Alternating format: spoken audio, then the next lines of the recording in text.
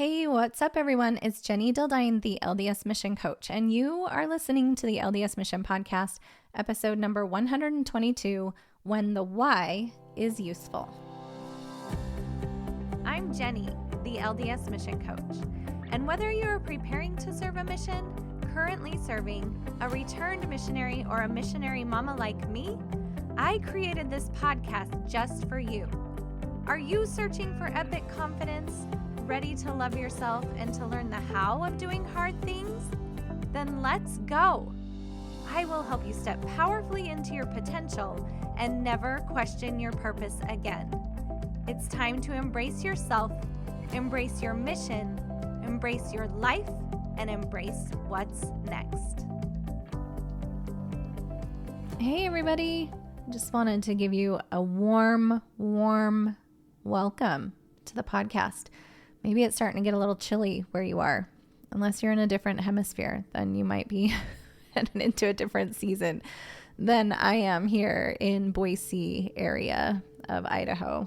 But sending you love wherever you are, and warmth and good feelings and happiness. And I'm excited to be hanging out with you today. We're going to talk about today when the why is useful. And the reason I decided to do this podcast is because sometimes I'll be on a coaching call with a client and they will say something like, well, I don't know why that my brain just keeps spinning like that. Or I don't know why I feel so triggered when this certain thing happens. Or I don't know why I beat myself up all the time. Here's the thing, our brains love to ask why. And here's the reason why our brains like to ask why is because it keeps us spinning in this place of questioning ourselves, questioning our circumstances, and it causes us to sort of get stuck or become unable to move forward. So the emotion that I think kind of comes to mind with why is with asking yourself a question and maybe not knowing the answer to it is confusion. And I just recently shared this analogy with a client this week, and I'm pretty sure I've shared it on the podcast before. I think on the episode called, what is it called? It's called When You Don't Know. But I'm going to share it again here, which is if you picture you're on a boat in the middle of a lake, and our brain wants us to just stay in that boat, just like enjoying the weather or enjoying, the scenery or whatever, because then we don't have to exert any energy. We don't have to feel any emotion. Everything just feels safe and kind of comfortable right there in the middle of the lake. But sometimes when we ask this question, why, it creates confusion or worry or overwhelm. And then that is an emotion that comes in, and picture it like circles you on the lake like a fog. Okay. And that fog, our brain loves, because then we don't have to pick up the oars and row somewhere. We don't have to exert energy. We don't have to open ourselves up to any sort of emotional pain or uncertainty. And so we'll just sit kind of in that boat forever, not really moving forward. Now, again, nothing wrong with that. I call those emotions indulgent emotions. It's worry, overwhelm, confusion, because our brain loves it. It feels indulgent. Think about like a hot chocolate on a cold day, or some ice cream on a hot day, or just like kind of binge watching Netflix or something. It feels like indulgent or good to our brain to sort of be there and not have to do anything else. So nothing wrong with those emotions, but it can sometimes make us feel like we're stuck and we're not moving forward. So those emotions, they're not bad emotions. They're just not super useful in getting us where we want to go. So here are some thoughts or questions you might want to just kind of be onto your brain a little bit if you find yourself asking yourself these questions about what's happening on the mission, what's happening maybe as you're preparing to leave on the mission. The other one I was just recently thinking about is if you get reassigned because you don't have your visa yet or whatever, something like that. Or maybe it's you're a returned missionary and that transition home is getting super rough or whatever. Here are some questions that you could maybe watch out for. Some why questions that are not useful. Why did this have to happen? Why am I feeling this way? Why do I keep thinking or doing this certain thing? Or there's this age-old question that many of us ask, why me? So you'll know that it's not a useful why because it will lead you down a rabbit hole of questioning yourself or questioning your circumstances. Okay? So if you're on the mission and you're asking, why did this have to happen? Why did I have to get this companion? It's not a useful why question. Okay? Because it's going to lead you to question your companion, question yourself, or question your circumstance. Why am I feeling this way? Again, not a useful why question because it's just gonna, we could go back to your childhood. We could go back to something happened when you were bullied on the playground or something like that. And I don't think it's we shouldn't talk about those things. I definitely think that there is a time and a place for it when you're ready and maybe you're working with a coach or a therapist, but maybe in that specific instance, don't go down that rabbit hole, okay, of questioning yourself or questioning what happened to you in your past. Why do I keep thinking or doing this? It's just not useful. Maybe you're applying for a job after your mission, and then right before the interview, you just decide to cancel the interview. It's not useful to be like, why do I keep doing that? It just sends you down a rabbit hole of questioning yourself and questioning your circumstances. And then again, this age-old question, why me? Is just not useful. It doesn't propel us forward. It keeps us on that lake, sitting there confused, overwhelmed, worried. Okay? And many times judging yourself. So you'll know that the why question is not useful if it leads you down that rabbit hole of more questions. Okay? So here's the truth. We may never know why. I know that that's a hard thing to swallow sometimes. We may never know why you have spinning thoughts. We may never know why you showed up with your companion that way. We may never know why your companion decided to show up that way. And that's okay. Sometimes we'll want to figure out why, but most of the time we won't know why. Okay? So if someone is like, tell me why I'm like this. I'm like, well, I don't know why. But let's think about the future and what you want to create, moving forward. And there are times when I, feel like it's appropriate for us to kind of go back and figure that out and can be super useful and cleansing and healing, but it's not always useful. Again, if it leads you down a rabbit hole of questioning yourself or questioning your circumstances and there's no answer, maybe if I would have just done this on the mission, then I wouldn't feel the way I do right now. Maybe if I hadn't have said that thing, then I wouldn't feel the way I'm doing right now. Maybe, but we don't know. We don't know. It would be cool if we could have an experiment where we could go back in time and change the thing you said to your companion or change this thing that you had said to an investigator. Maybe if I just would have blank said certain thing or done certain thing with this person I was teaching, then they'd be in the gospel. Well, we don't know. We don't know why they decided not to keep going on the path of teaching and receiving baptism. Okay, so let's now talk about when the why can be super useful. And it's a question that sounds like this. What is my why? We could also call this your purpose, the reason for what you're doing. Okay, and here are some really amazing reasons, some really amazing whys. I want to make a difference for others.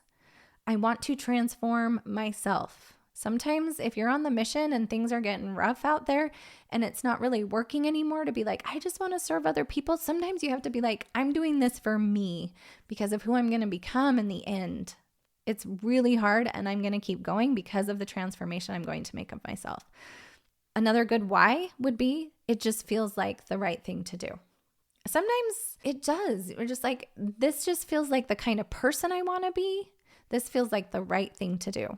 And then that kind of leads me to another one. It aligns with who I want to be. Okay. So what is my why? What is my purpose can be a super useful why. Like when the why can be useful. Okay, that kind of why, notice how it's not really past focus. It doesn't lead you down a rabbit hole of questioning yourself or questioning what's happened or what's happening. It actually points you forward. It points your nose in the direction that you want to go. What is my why? Why am I even here? What am I doing on this mission? What am I doing in my business to help missionaries? Why am I even dating right now? Why am I even looking for a job? I think it can be useful to figure those things out, because then when things get tough, you can have a why to fall back on. Okay. And a lot of this would go back to your values, what you feel like is important. That can also be a useful why. On my applications for our mentors and for all of the coaches I hired, I asked, what are your 3 main values? And that is super important to me because that shows me their why for what they do and how they show up in the world. Okay, so here are a couple whys to watch out for, even in the same realm about your purpose and things like that, because it'll make me a better person, or because that's what someone else wants. Okay, so because it will make me a better person or more valuable can work for a while. It can be a useful why for a while, or a useful purpose. It can sort of kickstart, but then think about when you're a returned missionary and you're like, why I'm reading my scriptures is because it's going to quote unquote make me a better person. But then the opposite of that has to be true. Then at least to your brain, if I don't read my scriptures, then I'm a bad person. So just watch out for that one. My why for running a marathon is because I think I will be more accomplished. Watch out for that, because then if we don't run the marathon, or if we don't train one day, then that leads us to sort of beat ourselves up and think we're less valuable. Okay.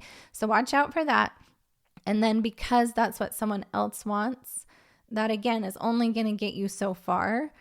I did a whole podcast on people pleasing. That's kind of what people pleasing is it's not actually our why, it's someone else's why. And it could kickstart things, but it won't last you as long if things are getting challenging. Okay. So we've talked a lot about when the why is useful and when the why is not useful. And I want to add one caveat to all of this. You don't have to know your why. You don't have to know it always when you get started. A lot of times you'll get started, it will feel like the right thing to do. It will feel like something that aligns with who you want to be. And then the why will get more clear as you go along. So I don't want anyone out there just being like, well, I don't know my why, so I can't get started.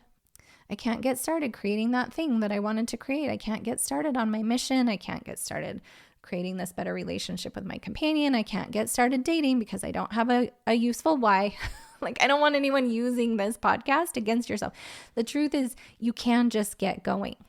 The truth is you can be in the middle of the lake with the fog all around you, and you can just pick up those oars and you can start rowing towards what you want. And the why will get clearer as you go. Okay. And one other thing, your why doesn't have to be the same as everyone else's. Your why for being on the mission, your why for dating, your why for getting a different job, your why for going home for the weekend to visit your family can be different than everyone else's why. That's why it fuels you, because it's your why, and it doesn't have to be the same as everybody else's. Okay, so just a little litmus test I'll offer you right here at the end to how to know when the why is useful. You'll know by how you feel when you ask the question or when you answer the question. You'll either feel confused, full of self-judgment.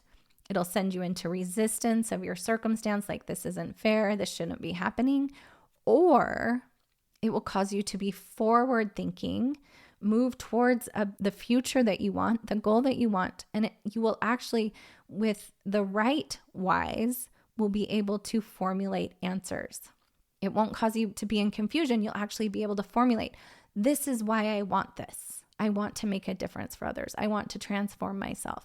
It feels like the right thing to do. It aligns with who I want to be. All right?